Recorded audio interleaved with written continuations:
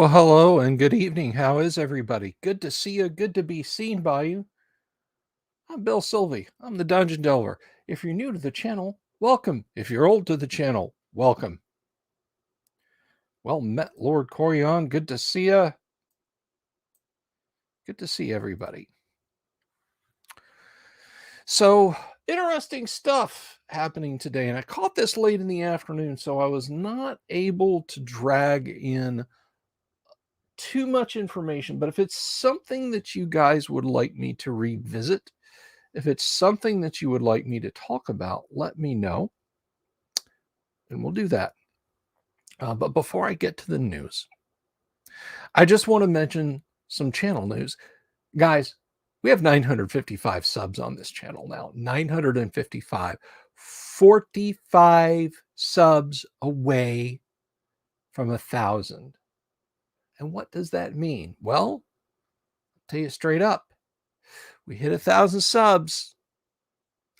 The mini con is on. That's right. The Great Underground Online Gaming Convention, the GWOC, will happen when we hit 1,000 subs on the channel. I'm very excited. I feel like, this is a thing that's going to happen. Greetings, Chris. Mobius, good to see you. Jack Photon, almost there. Yes, almost there. Hopefully we'll have better luck than Red Leader did, yeah? But anyway, so yeah, I'm really excited about that. It's nice to see the numbers coming up. It makes me happy. It makes me happy for you guys, and it makes me proud of you guys, because honestly, you guys are the ones who've done this, right? I'm not getting algorithmed. Okay, I'm not getting algorithm. I am effectively non-existent. And I'm not damning myself with faint praise or anything like that. There are people with 20, 30, 40, 50,000 subs on YouTube who, as far as YouTube is concerned, don't exist. They don't get engagement. They don't get a button to put on the wall. Although I still think I ought to 3D print one and stick it on the wall. I think that'd be hilarious. So trust me when I say, well, I'm just a little channel. No, I mean it. I'm not fishing for compliments when I say that. But when we cross that line, we might see that change. We might see that change. So in other news, in other interesting news, before I get to the thing that I opened with and then dropped like a hot rock, next week at some point, I haven't settled on the day yet, and it is entirely incumbent on my guest. I want him to pick a day that works best for him, but it'll be Wednesday or Thursday of next week.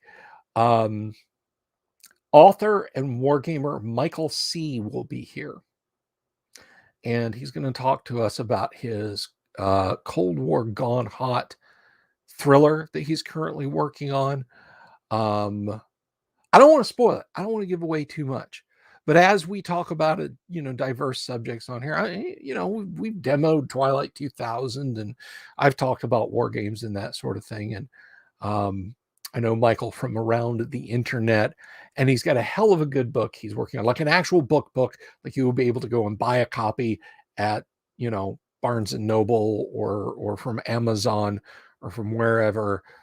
And it is a subject matter, the techno thriller, the Cold War Gone Hot thriller, that were popular during the 80s. That's a genre that really hasn't been revisited. But I think, now is as good a time as any to dust off those old Clancy novels. You know what I'm saying? Unfortunately. But for something new and fresh and a different perspective on it, he is working on a novel. But again, I don't want to spoil it too much, but he will be here. We will be talking about gaming and so on, and about his book,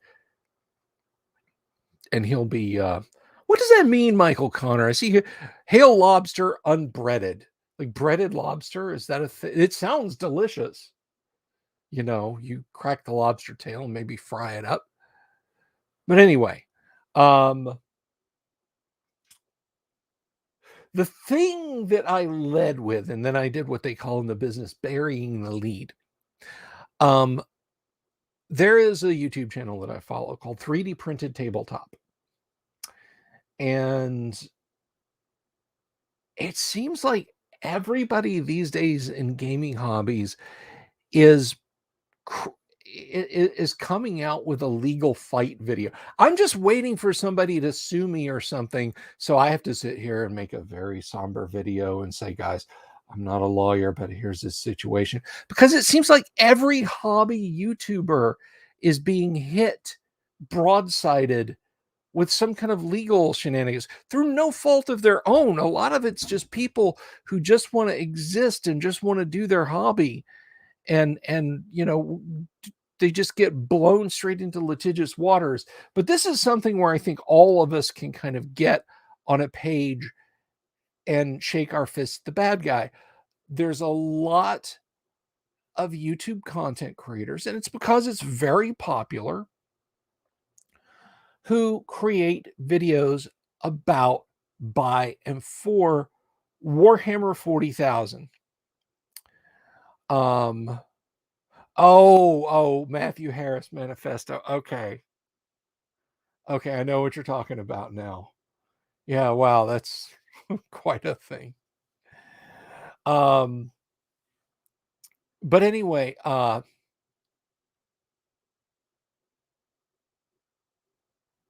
there's a ton of YouTubers who create content about Warhammer 40K. Now, I'm not talking about fan films, anything like that. I'm talking about people who talk about Games Workshop miniatures and paints. Well, there's a lot of these hobbyist YouTubers. When I say hobbyist YouTubers, I'm talking about people with hundreds of thousands of viewers. People who are actually like able to make money on their YouTube channel. Kind of like a bolt out of the blue, Games Workshop started sending out NDAs to these channels. And it's kind of nuts what they're asking for in this NDA. Because they want, like, and it's not just an NDA, it's like a contract, and what they consider non-disclosures, like, don't talk about 3D printing on your channel if you primarily talk about Games Workshop stuff. Don't talk about other companies' paints if you talk about Games Workshop stuff. Don't compare our paints to anyone else. And it's just on and on and on and on. And the people that they're trying to catch with this, like, there are, okay, do you guys remember when I had Ty Beard on the channel and I said, Ty, I'm scared that built into the OGL is some logic bomb, some trap word, some snare, some line of cursed text. You do not recognize the bodies in the water that will trip you up, and they'll be able to go, ha ha, we own your creation. That's right. We're publishing it all now ourselves, like TSR did back in the day, but trying to do it a lot more subtly. Now, Ty had a copy of the OGL, and Ty Beard is an attorney at law. He is a brilliant man. And Ty went over the OGL for me and then created a Ty Beard version of the OGL. That is a lot simpler and a lot easier to understand, and I liked reading it a lot. But Ty assured me, and he has no dog in the fight. If anything, he's probably not a fan of Hasbro. He's an old school AD&D'er like me. He said, no, Bill, there's not traps built in here. There are no gotchas in here. And that was comforting to me. Games Workshop's agreements that they've sent out to content creators, again, just people who talk about Games Workshop stuff, and Games Workshop is like, oi, we'll send you some paints, mate. Oh no, I guess that would be Australian. Blimey, we'll send you some paints, governor. But somebody go Natter Ty on social media and make him come on my show. But anyway, no, don't do that. I'll reach out to him. But they basically, they'll like, oh, here's some paints, here's a brush, here's a new model, etc. And they're kind of like, if I may make a simile, heroin dealers who give out their smack for free. And then you wind up paying and paying and paying for it once you're hooked. And if you stop, you die. And that's what the clauses in the new contract, the new non-disclosure agreement that Games Workshop is sending out.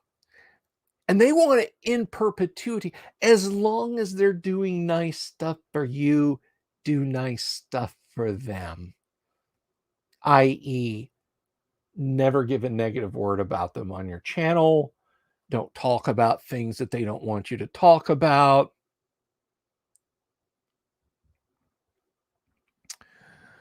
And the sneaky bastards have done it by dint of saying, well,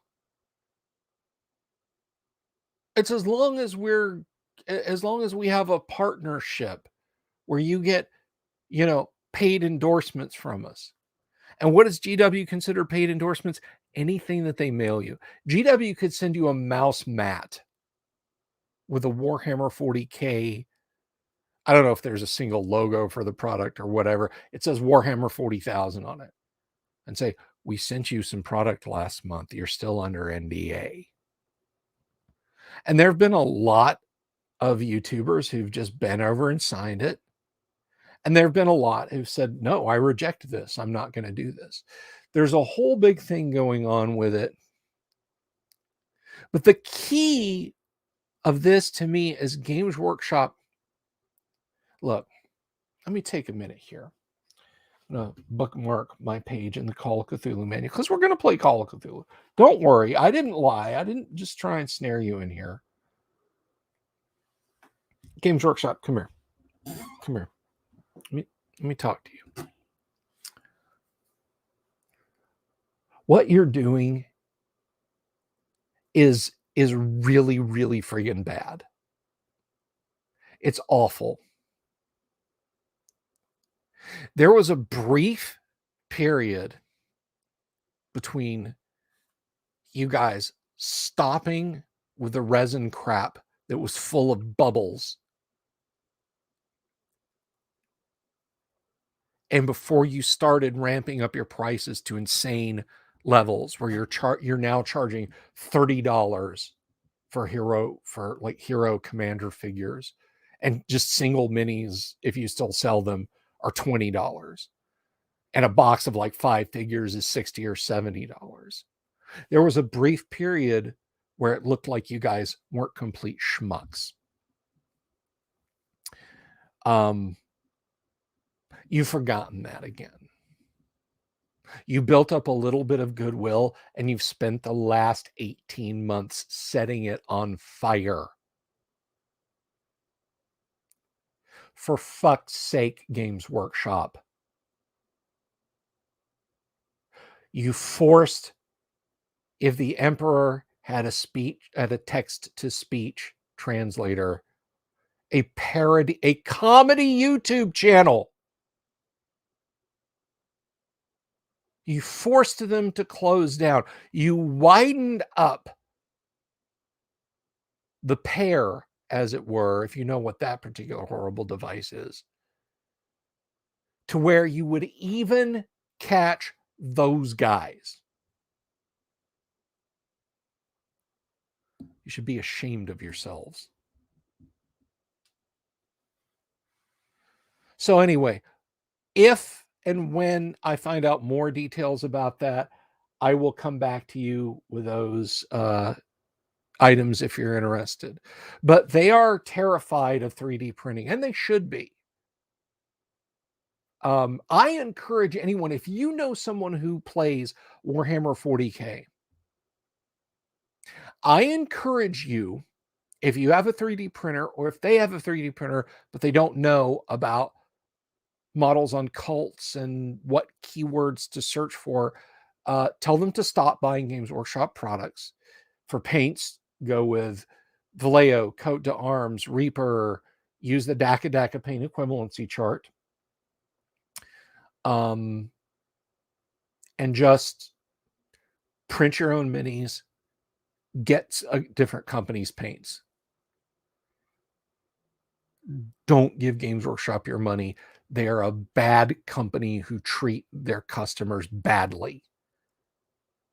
They're as awful as Microsoft was during the 90s and 2000s. And let's face it, still are. They got humbled a little bit by Apple, but not by much, not by enough.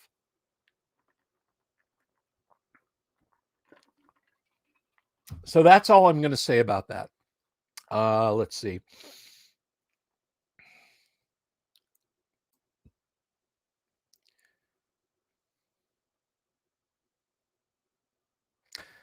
Damien says, and I'll put this up on the screen. Games Workshop is burning bridges with what are essentially unpaid advertisers for their product on social media. See, most of the time, companies build allegiances with influencers. Games Workshop is apparently from the Bizarro universe, where they destroy allegiances with influencers. Games Workshop Warhammer products are expensive. Yes, they are.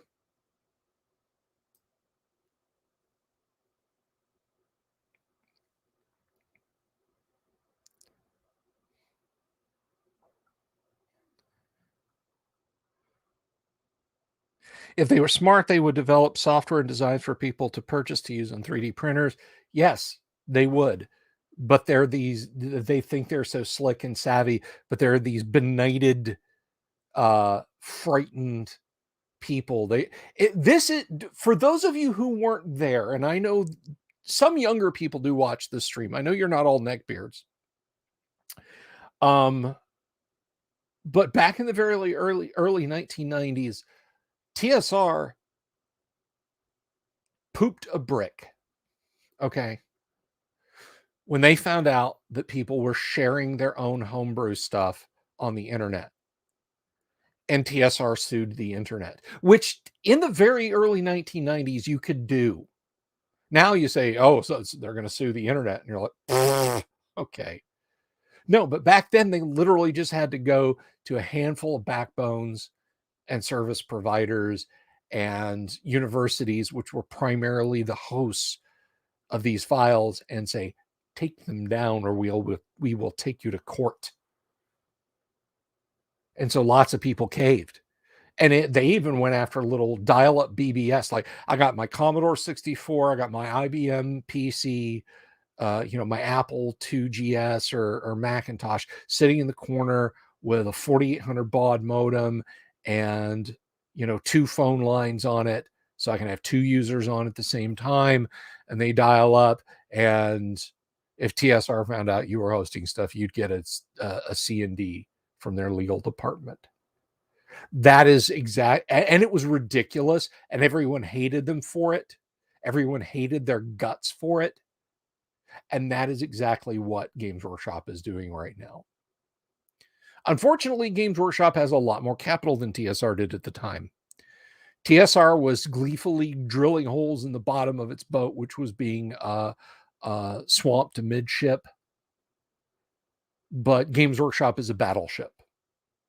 Games Workshop is like a newly minted battleship with a full crew. So them drilling holes in their own hull is not going to be the self-inflicted PR nightmare that it was for TSR.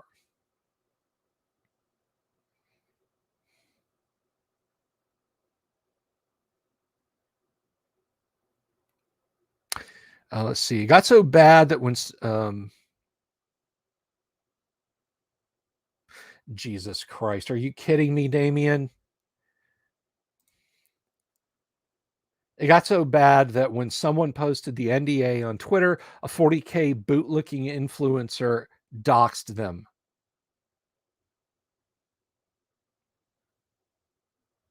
Jeez.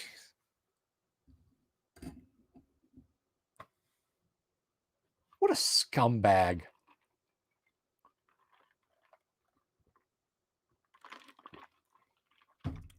I bet they got an extra Primaris Marine for doing that. Now, I can see sitting on my shelf right over there, Space Hulk second edition and Space Hulk third and fourth editions. All right. I have Hero Quest down there. That's the new Hasbro version, but it was a GW product back in the day. I wish I could lay my hands on a Rogue Trader book. Good old Beaky Space Marine book and all its delightful goofiness. I like Warhammer Fantasy Roleplay. I've talked about it on this show before.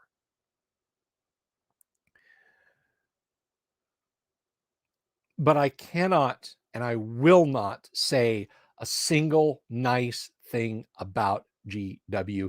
They are an awful company who treat people awfully. And I have nothing but bad things to say about them.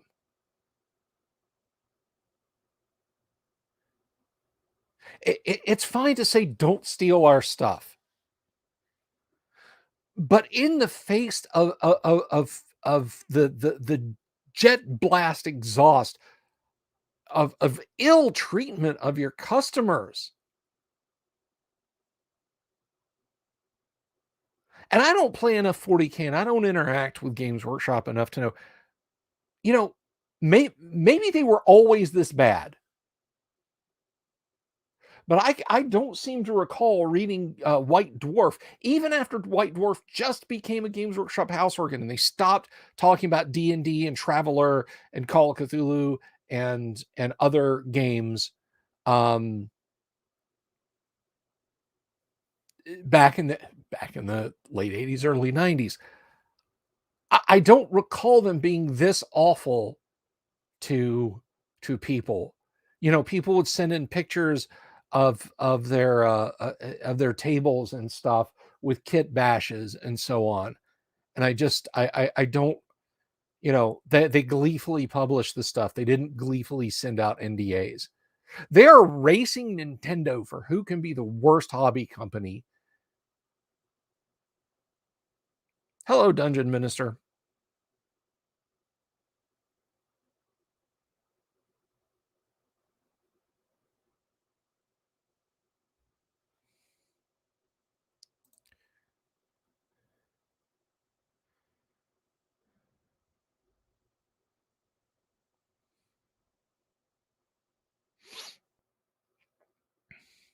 Oh, no, Damien, I wasn't suggesting you were the doxer.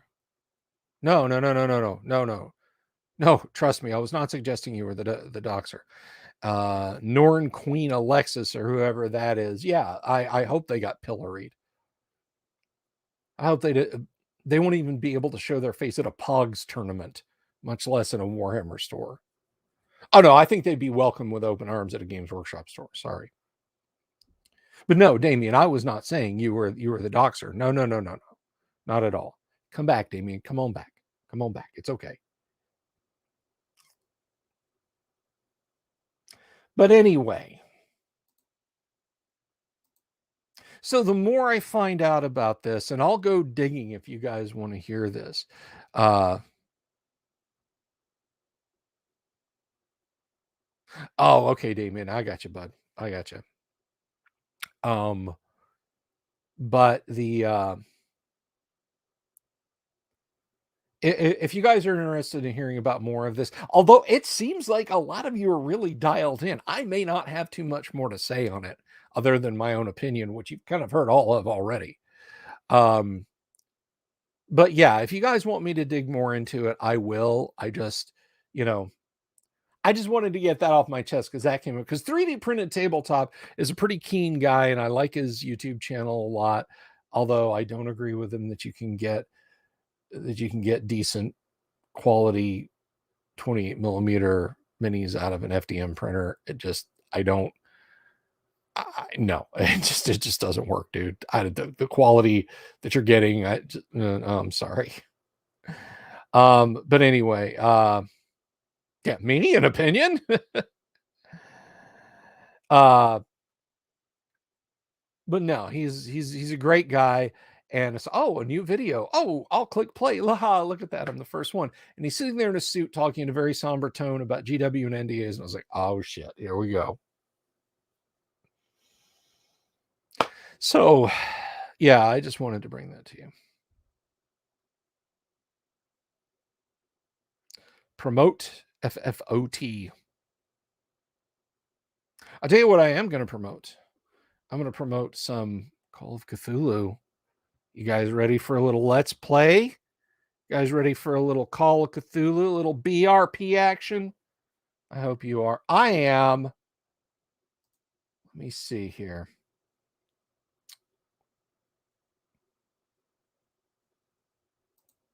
Let me see.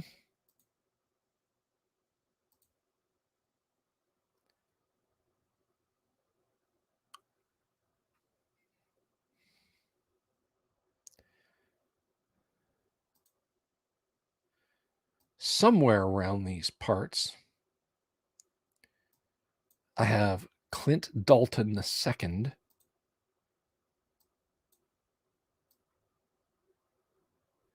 A Call of Cthulhu character. Ready to go.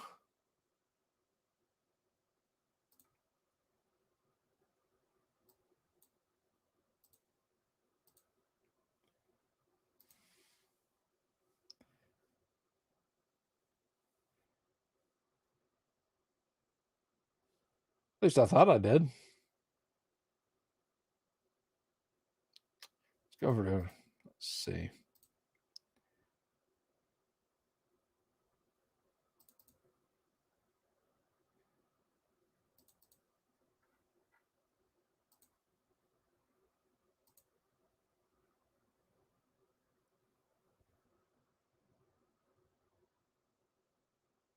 Ah, there he is. Okay, so old Clint Dalton. And the important thing you need to know about Clint is his sanity is 70. All right. So, ladies and gentlemen, boys and girls, without further ado,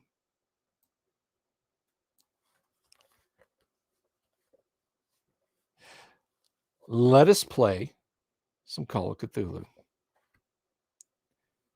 Oh, Fistful of Toes. Yeah. Ty wrote a skirmish scale 40K like game. I think it's a Fistful of Bolters. But I don't know if it's easy to find. We'll have to ask him. So, a little bit of background on this adventure and on Call of Cthulhu. So, in Call of Cthulhu, generally speaking, it's like D&D. You have the keeper, and then you have the investigator or investigators. But the 4th edition rulebook has a few scenarios. I believe all of them were republished in later editions of the rules or in standalone scenario books. So don't feel like you're missing out if you don't have the 4th edition, because as I've said, everything in the 4th edition is in the 3rd edition and the 5th edition. So unlike D&D, if you don't have this exact edition, you're not missing stuff. Well, he doesn't come on the show. I send invites and he's like, I'm too busy, which I understand, but anyway, go complain to him, not to me. But there is a solo adventure in here, and it's not solo in the sense of you can play it by yourself. I'm going to play it by myself, and I'm going to have to do the choose your own adventure.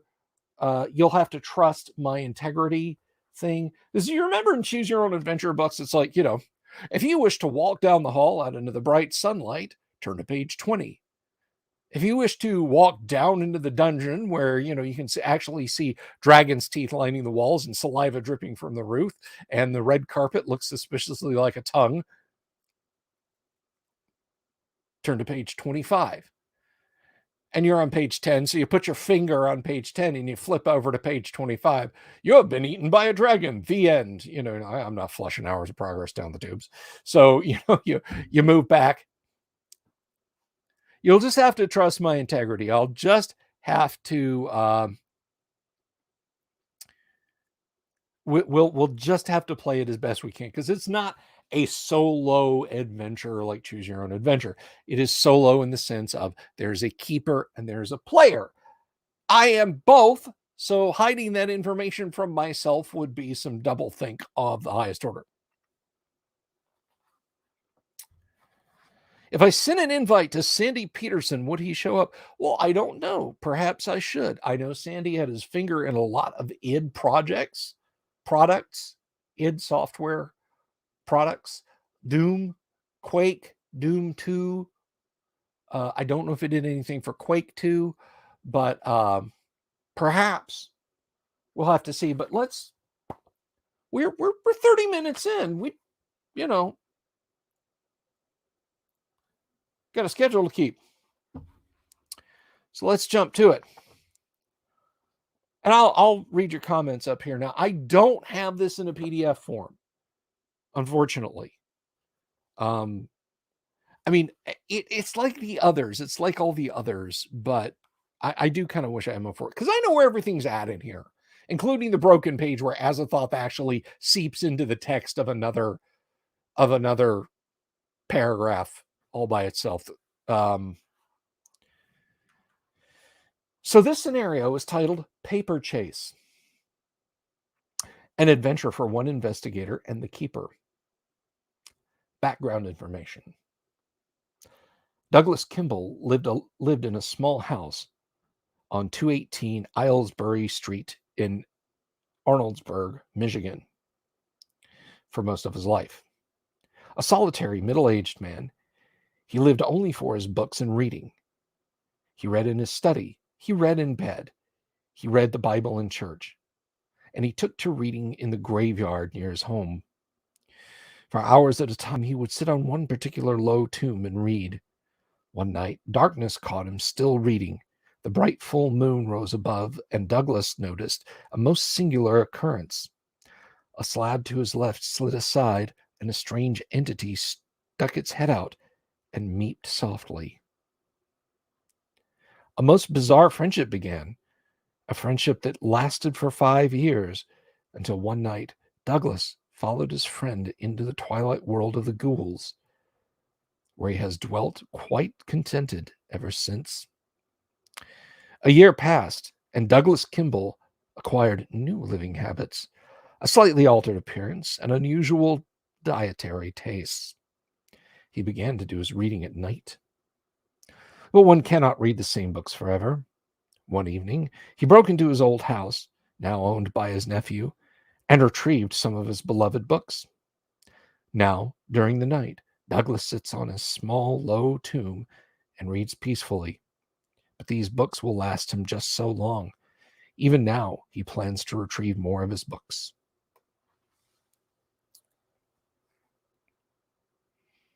Understood, Trenton. Have a lovely evening. Player information. The investigator is contracted by Thomas Kimball.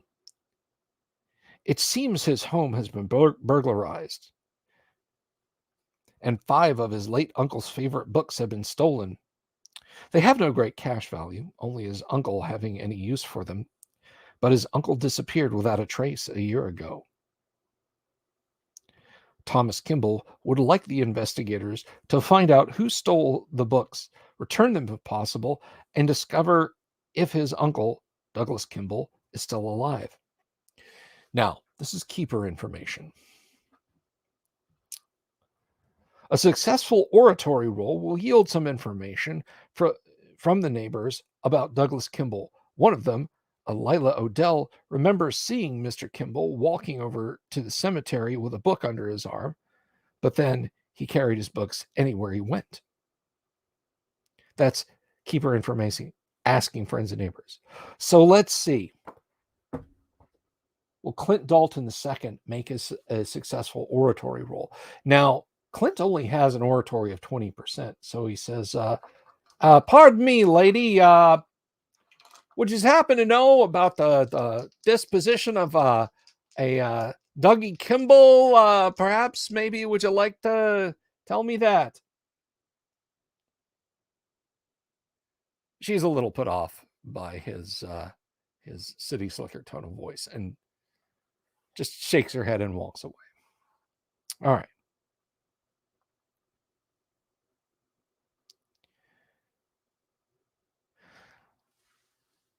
But Doug did disappear. And there is something about that cemetery that's near the house. Perhaps someone has seen something near the cemetery. Let's approach the caretaker. That's, Melodious Jefferson. The caretaker of the cemetery is approached. A successful credit rating roll will get him to be impressed enough to reveal which tombstone Douglas Kimball used to sit on all night. Well, I have a credit rating of, I think, a whopping 15. So, unfortunately not. Let's take a roll. Hey, I got a 13. Just made it.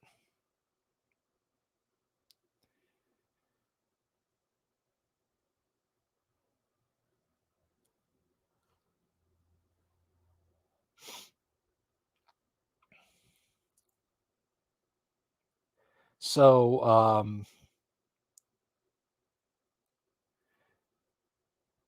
hello, Pellinor Fields. Hello, Ricky. All right, so if the investigators can make a spot hidden roll, he will notice a bottle peeking out of Melodious Jefferson's coat. Assuming that there is alcohol in the bottle, there is. The investigator may try to blackmail additional information out of him. This is done by matching the investigator's int versus Melodious int of 11 on the resistance table. Now, what we do on the resistance table, we'll check the resistance table out. It is a mechanic in BRP to match stat versus stat. You know how just in AD&D we just kind of go with like roll less than your intelligence. Well, they kind of refine that a little bit with a resistance table. So Clint Dalton's int is 12. Melodious is 11.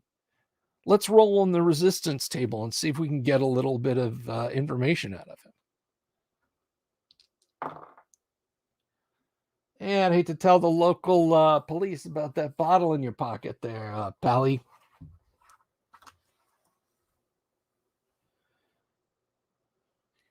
Active characteristic is 12.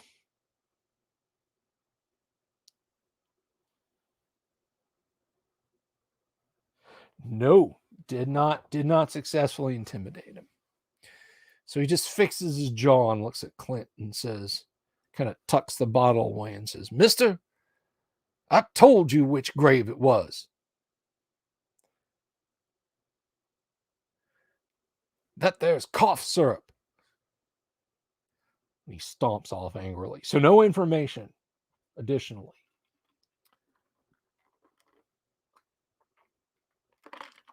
But he does know which grave it is. So let's continue on. Now, I do have a library use of 30. I bought it up a little bit before this adventure.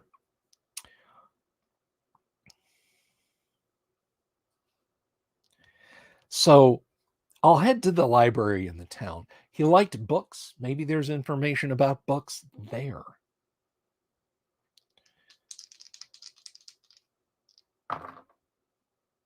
And we got it. We got a 19. Now, these successful rolls, these successful skill rolls, were we going to be using Clint Dalton? Um, again, Clint Dalton the second, I should say, we would be ticking off successful skill rolls because each one represents that skill going up 1 point as part of XP for the end of the adventure. But this is just a play example, so we'll move on. So I made a successful library roll. And what did we get?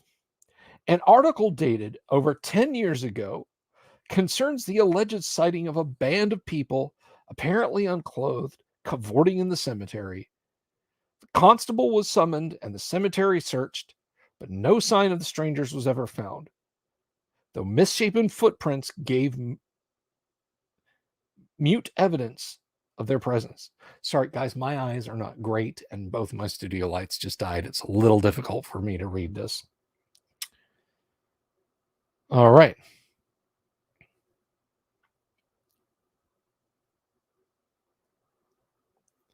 So I'm going to walk across town square and I'm going to go to the Arnoldsburg Advertiser and see what they might have in their files more about this. Ricky says, I run this mystery. This is the zombie blues one, right?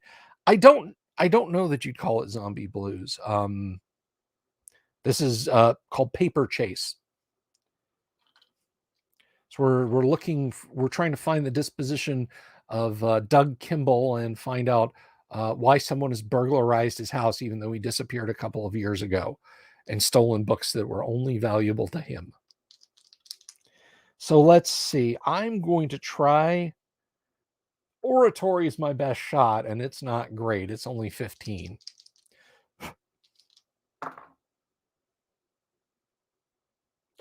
So I make a pretty good speech, but they're not buying it.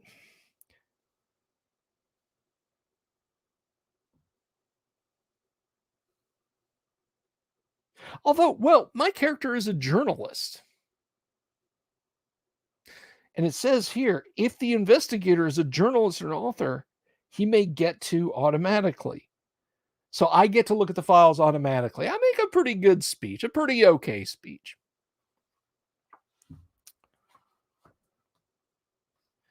In a never published statement concerning the cemetery, Mrs. Hilda Ward, an insomniac neighbor now aged 64, claimed that for over 20 years she had seen devil was it devil spawn stalking about the burial ground. Though human in outline, she claimed they had canine features, hooved feet, and were covered with mold. No one ever was gullible enough to believe her. Mrs. Ward has since moved to Detroit, and no one other than neighbors have ever, or none of the other neighbors have ever seen or will admit to having seen Hilda's devil spawn. All right. Well, that's all we can find in town. And the afternoon is getting late. So my investigator is going to go investigate the Kimball house itself. Inside the house, Thomas Kimball has moved into all of the rooms except for the study, which is cluttered with his uncle's books. There are books of all sizes, shapes, and subjects, identical only in that they were all well cared for.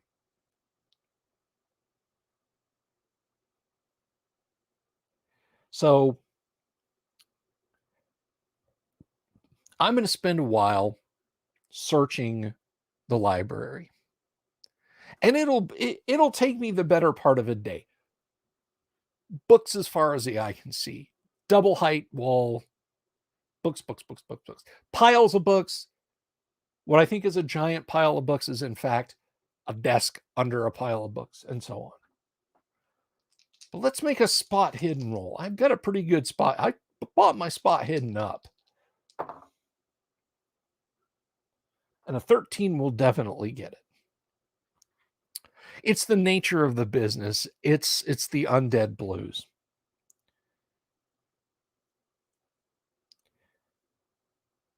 So in my searching, I made a successful spot hidden roll, and I found a journal. The last entry is dated the day before Douglas Kimball vanished.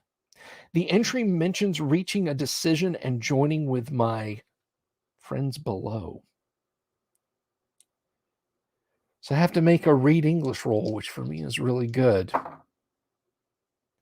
And I did. Now I've got to make a sand roll. What does he mean as friends below? Devil men, friends below? That's kind of spooky. I made my sand roll. I didn't lose 1d3 sand.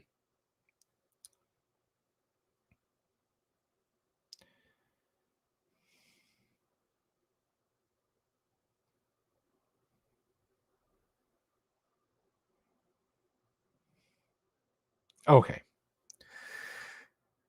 So I don't have the tracking skill. I'll wander around the house for much of the next day and think, okay, wait a second. I don't know what this diary's got to do with anything. I don't know about that. But this is my theory. Douglas is involved with bootleggers smuggling booze into this town.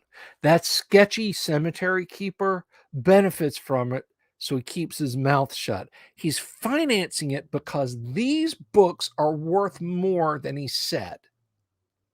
And he comes back to this place. He staged his disappearance. And he comes back to this place, carts an armload of books off down to Arkham to sell to college students or something like that, and buys gas or buys booze at a speakeasy, more like it, and then sells it to some alkies here in town for a tidy profit. He's probably living up in Nantucket or anonymously down in Arkham. I bet that's what's going on here. And I'm going to pinch him for it. I'm going to blow the lid off of a bootlegging ring. So I'm going to sit right here tonight and see if that guy comes back to break in.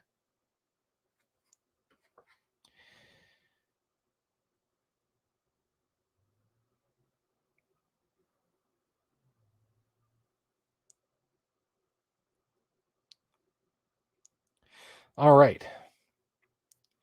So now I've got to make a luck roll to see if I nab Kimball.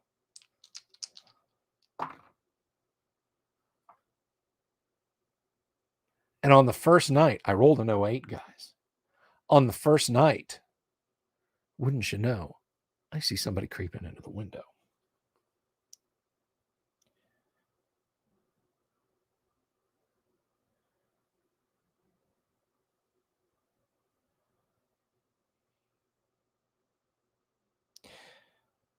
So I see a figure emerge from the house laden with books.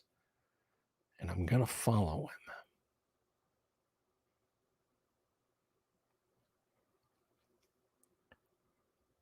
I yell,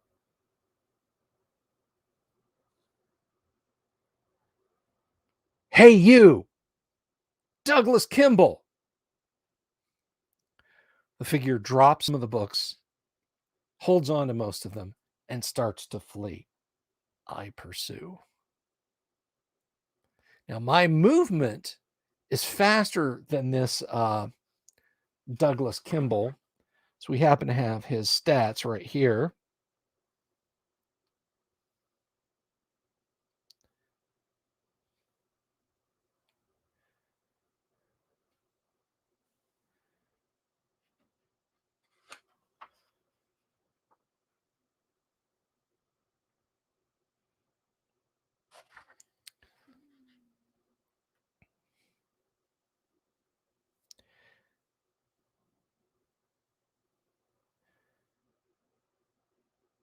So I chase him down.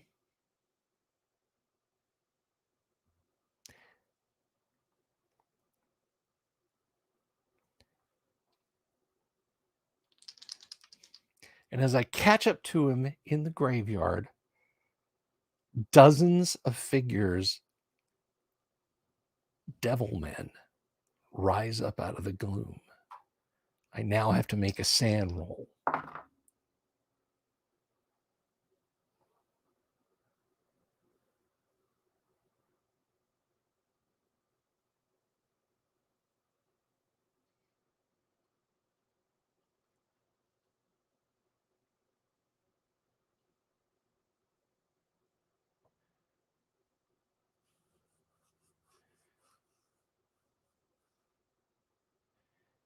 Now, I did yell Douglas Kimball at him, but he moves forward slowly. I don't have to make the sand roll. I kind of misread what was going on there. I don't have to make the sand roll. I did yell, but he just kind of is staggering forward. Douglas, is that you?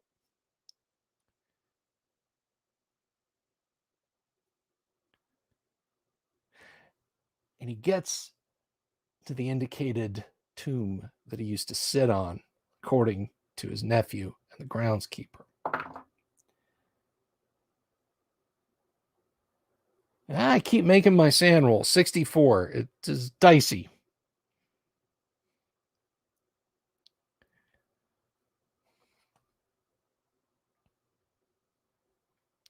So Douglas Kimball turns and confronts me.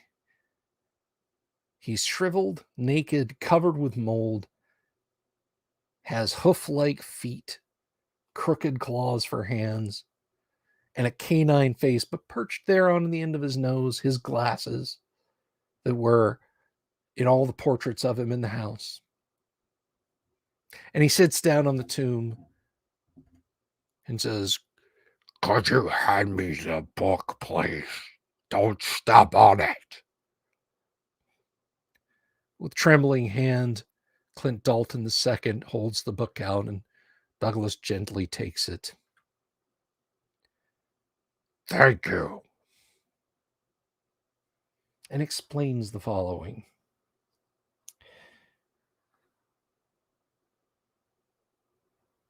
"I was just too tired of the mundane life amongst humans. The only thing I wanted from life was to be left alone, to be able to read whenever I liked. But other humans kept making demands of me. But as a ghoul, my life is great. I don't need money. I don't have to dress for dinner. I don't have to meet people, except at meal times.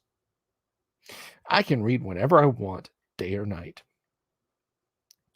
But my ghoul friends are shutting down this entrance, so I had one last night to try and get more of my books.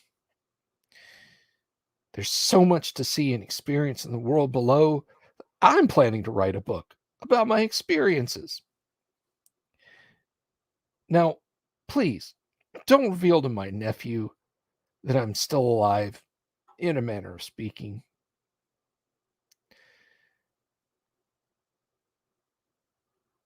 And with that, he gathers up his books, creeps down into the tomb, and slides the stone shut. For my trouble, I gain +3 Cthulhu Mythos,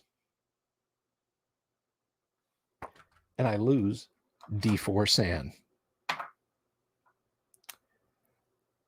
3 points of sanity that cost me.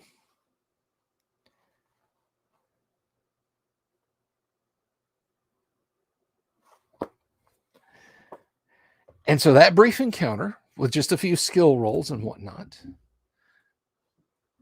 entails the entirety of meeting and speaking to the being that was Douglas Kimball here in the Twilight Zone.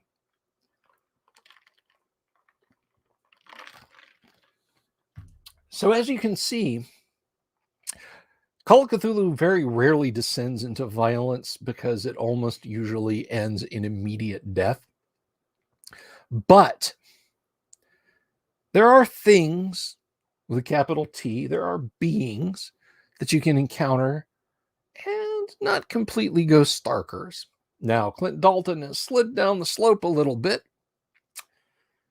But if he's willing to spend some of his fortune on some therapy, I think he's lost 3 points. So 3 weeks of good old 19th century, or not 19th, of 1920s psychotherapy, or what passes for it, and he might regain those points of sanity.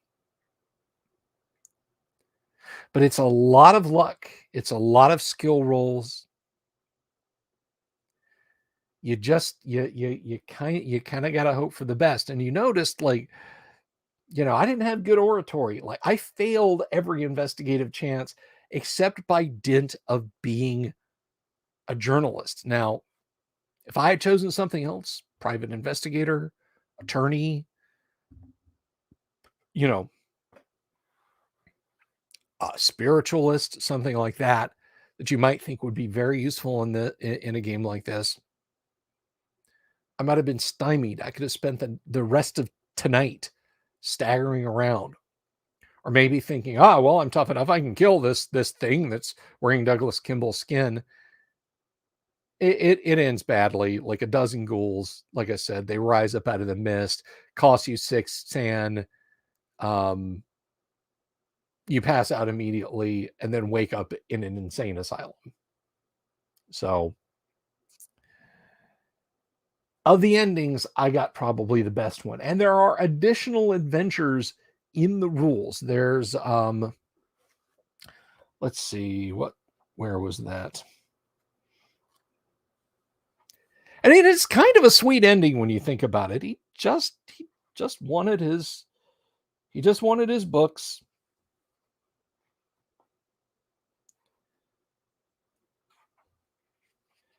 There's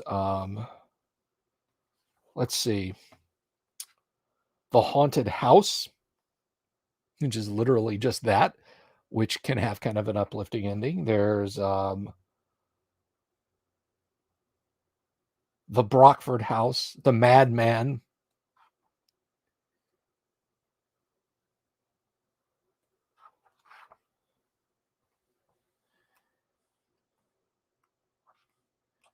There's a truly cosmic horror piece in here, though. Don't think these are all sweet and nice and light, and everything is all lovey dovey, and well, it's not that horrible at all. Yeah, here's one that has a magic item that can transport you 90 million years into the past, to the time when the great race of Yith was still the dominant species on Earth. Oh, there's Paper Chase. That one. The Underground Menace is probably the best one, because there's a dole trapped in a mine causing earthquakes. Is it a dole or a Chthonian? I don't remember.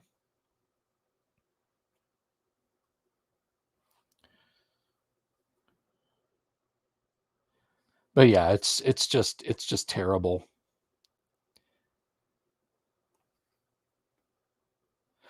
There's one that's a bit more of a simple horror story, because you're fighting werewolves.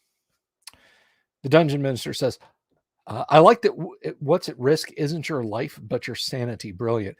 Yes. You know, there's a lot of horrible ways to die in Call of Cthulhu, but losing your mind in Call of Cthulhu is kind of the biggest threat, because once you acquire the type of delusion that leaves you incapable of recognizing dangers for what they are, just your mind just shuts off and automatically overlays a normal template. Like, that's not a deep one. It's just a guy in a full diving suit.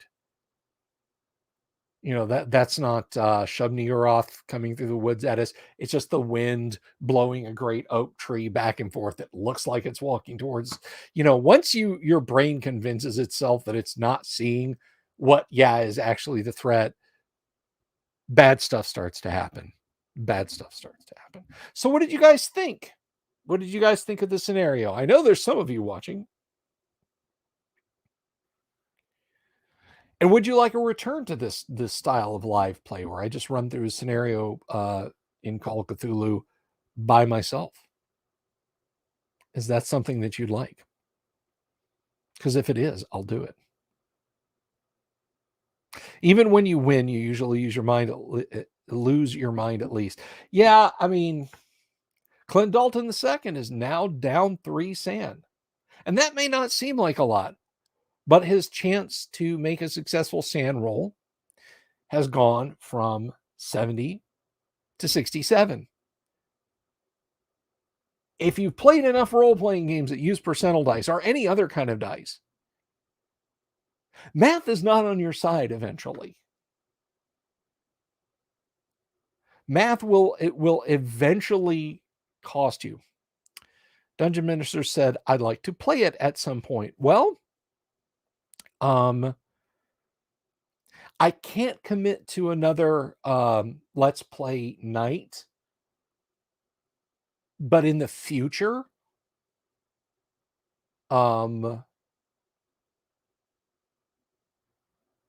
if the Gamma World campaign or the Tuesday night AD&D campaign, if those wrap up, and isn't that the problem with role playing games is they tend to be very open ended.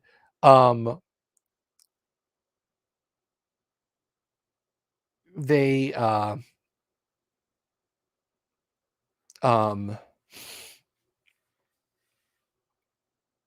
it's just like, oh well, we'll switch games when this one's over. Yeah, it's kind of an unending adventure. What define over? You mean when there's a total party kill, when everybody's bored, whatever. But I tell you what, if there's enough of a hue and cry to play Call of Cthulhu, then I will earmark one of the Let's Play nights for when those campaigns end, be it in a total party kill or we reach a logical conclusion. Like the Gamma World campaign I'm running on Friday night is the most likely place where that would be, because I'm running a scenario of my own devising that does have an end game to it. No, it does not involve the characters blowing themselves up with a malfunctioning nuclear reactor either. Although that's a thing that almost happened. But yeah, if you if you want to play, I'll if there's enough call for it, I will run some Call of Cthulhu at Guac. So let's see, what is that I'm running at Guac now? OD&D, AD&D, Gamma World First Edition, Twilight 2000, Call of Cthulhu, Space Hulk, Dungeon, and Hero Quest. That's 8 games in possibly 2 days. I'm glad you guys liked it. I really am. And like I said, with with the oratory, with luck, with all of those, those are all things that go up. And I'll give you a little bit of insight into that mechanic. I do have people who are going to run things, run other games. Kyle's going to run Traveler and Conflict, and Paul Stormberg's probably. I'm going to wrangle him to run some OD&D and or AD&D and or Chainmail. I don't want to put too much on him though. As I said last night, my Serbian pal Mihailo is uh, going to run some DCC, which is very old school and feel. Somebody else said that they were going to run. What did they say they were going to run? I think somebody was going to step up and run some basic D&D. So there's going to be lots of stuff. There's going to be, and anybody out there in the audience now who is like, oh, this sounds good, I want to run something too, then certainly. Of course, if we're all game masters, you might also be sitting around, why isn't anyone joining my game? So let's see.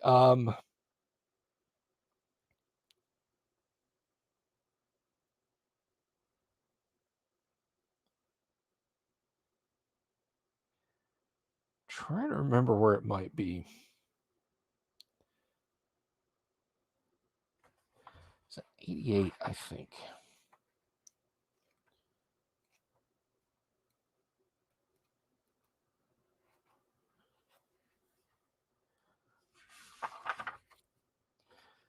Ready to play scenarios.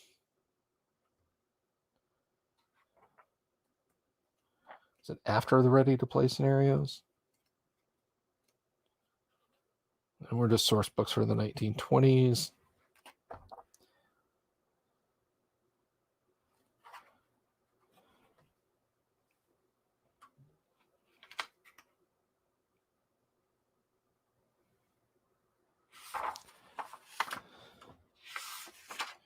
Sanity. I know that rule's in here, and I don't want you guys just to have to stare at the top of my head while I look for something that I ought to memorized. But that is, as I recall, yes, your skills do go up by 1 for each successful use of a skill during the game. At the rate I'm picking up subs, DMs have like 3 days to prepare. No.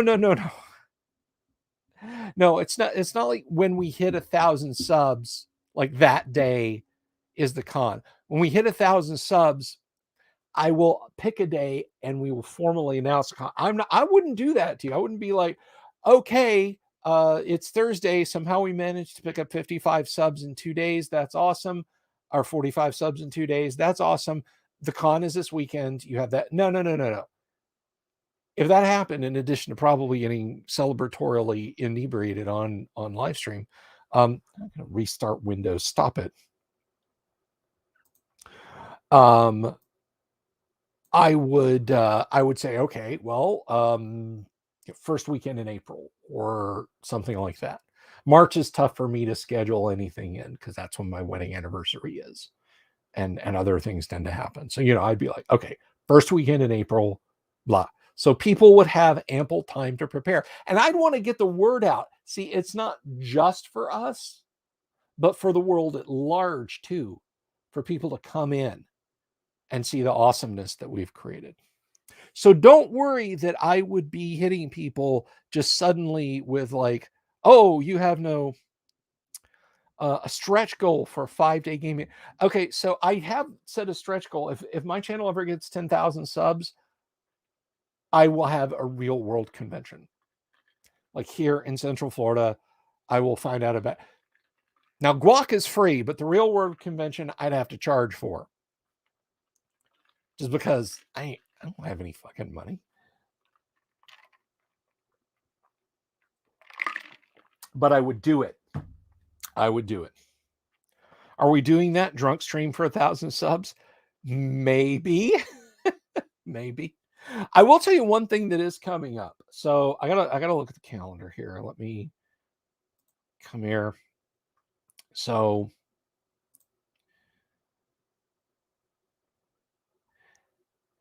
yeah, I am thinking that Saturday the 19th. So I started the stream. I started doing the stream, the channel, on the 18th of March of 2020. And on the 18th of March of 2021, I did a 12-hour stream.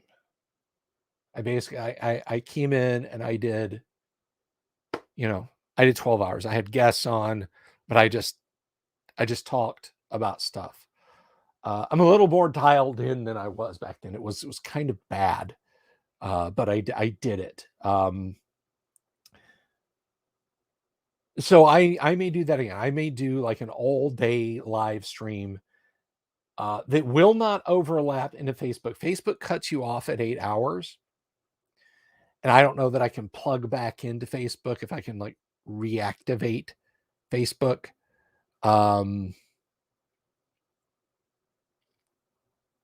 You can't see her in case your bishop is watching. It's the bishop. Have you ever seen the sketch, the Monty Python sketch? It's the bishop. They play it like a James Bond film. It's hilarious. It's like a crime noir. I just look it up on YouTube. Monty Python, the Bishop. Very, very fun movie. Fun sketch rather.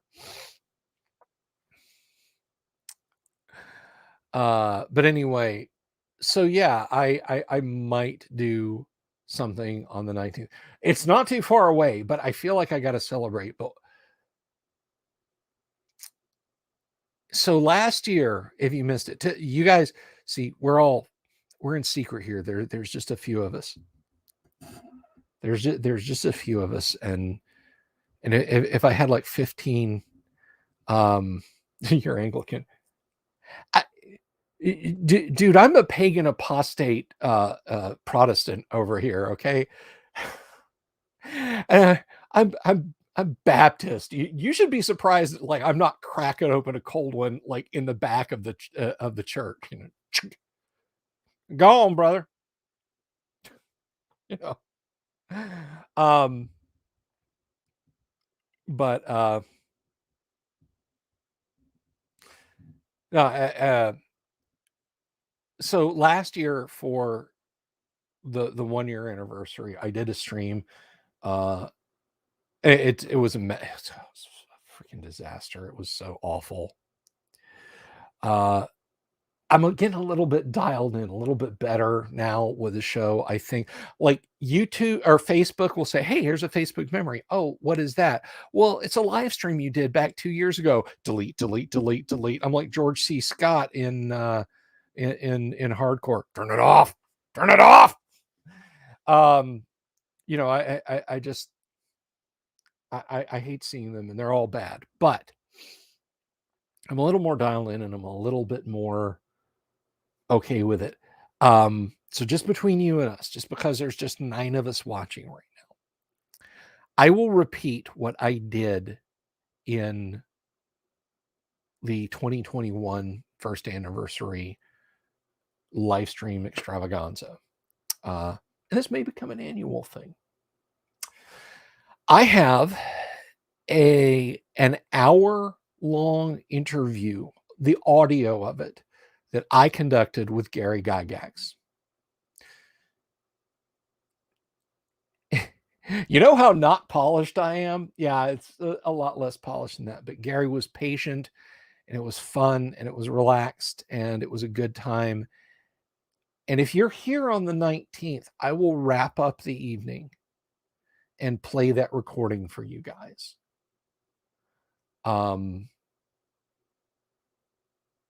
So yeah, that will be the culmination. Now, what I'll do for the preceding 11 hours is anybody's guess.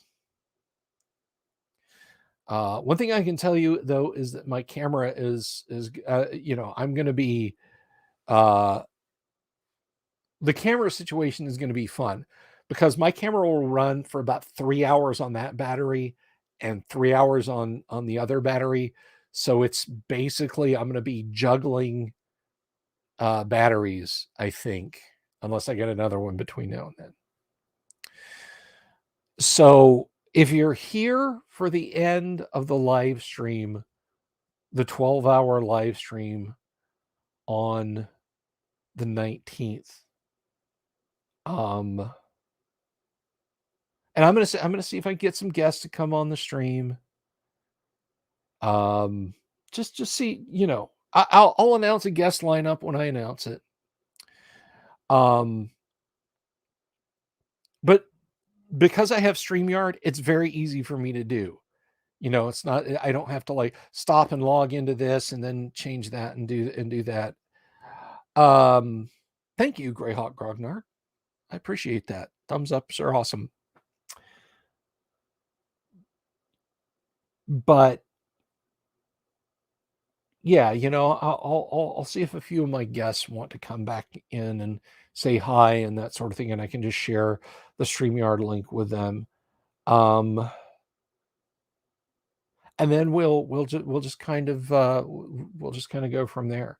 A 12-hour improvised stream,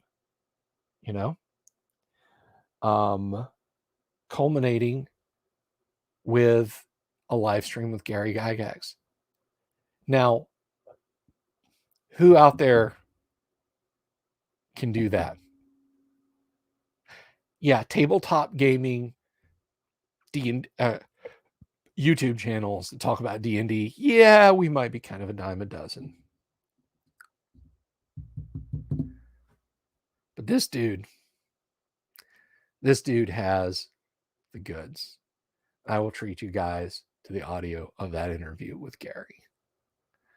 And there's nothing earth-shattering in it, but if you've never heard Gary speak, other than, just a few minutes here, a few minutes there, it's just kind of a nice, relaxing, and it'll give me a chance to get up and get a bite to eat.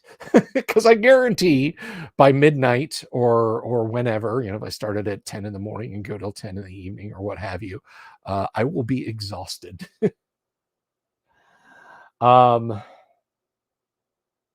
So I hope you guys are interested in seeing that, hearing that, because we'll do that. Because that's the kind of guy I am. There was one other thing I wanted to mention. Don't take this the wrong way. This is not me bitching at you guys because I don't like getting cranky with y'all over YouTube views is dumb because everyone here and everyone watching likes the channel. But I'm a little hazy. Okay. I'll just ask it. I'm going to stop dancing around it. Would you guys like to see more Twilight 2000 battles stuff? Man to man, armor versus armor, man versus armor, that sort of thing. I don't feel like I did the best job, and I've been having fun printing up tanks and other armored vehicles. Save some of those old Facebook videos for some retrospective bits, pee breaks. Yeah, it's a lot less embarrassing than pissing in a jug over here. Sorry. But I was thinking about that today. I'm like, yeah, I'm going to print an M113 and I'm going to print this and I'm going to print that. And then I was like, I don't have a group that I play Twilight 2000 with. And I don't have I don't. Yeah, I just, it's, am I just wasting filament or is there a reason? Because the thing is, guys, yeah, I have content, but I'm here for you. All right. I talk about things that I think are cool, but I definitely, I want it to be something that you enjoyed seeing also. Because, I mean, if it's not, if I come back, I'm like, oh, well, according to me, I like Twilight 2000, so I'm going to do more Twilight 2000 live streams. And you guys might just be like, oh, I'm just going to go play, Wordle or something while he talks about tanks and artillery and stuff. Well, Doomsword says that stuff's cool with him, so. The game is no Dungeon Master. The game has vehicles. It has vehicles.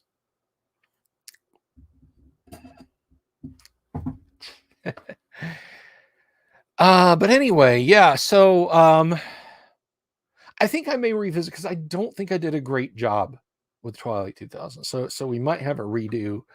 I was a little frazzled. I'll have painted miniatures this time. I promise. And then we'll kind of go there. But that's about it. I feel weird, like I haven't really done anything tonight because last night I did like 3.5 hours. And I do. It made me smile. One of our new players, and I think Corian